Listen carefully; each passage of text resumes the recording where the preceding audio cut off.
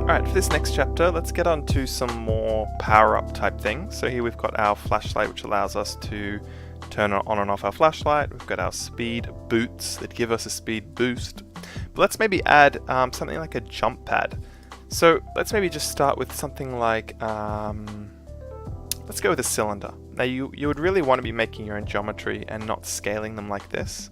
But for what we're doing, just some rapid development, that's totally fine for us. We're just going to grab basic cylinder and scale it down. I want to actually get it halfway in between this and this. So what you can do is adjust your scaling options to be a bit more precise. So we can see there a bit more steps in our scaling, which is not always what you want, but in this case it is what we want. So I'm going to scale it down, and then I'm just going to make it a bit wider. And once again, let's press end to get that down on the ground. Let's just see if that's looking alright. Yep, that looks good. So what we're going to do is blueprint this cylinder here, and let's call this jump pad BP. And once again, let's save that into our blueprints folder. Perfect.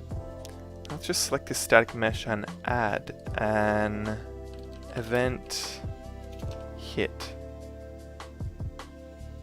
for our static mesh component. And let's go to our other actor and type in third person character. And so if our third person character hits this static mesh component, as the third person character, we want to launch that character up by velocity of z1000. Let's just hit play, jump onto it. Oh, we missed it, jump onto it. And now we can see we get a nice jump going. We didn't quite make it onto the roof. Let's make that 2000. And let's get a bit of a run up, jump onto it.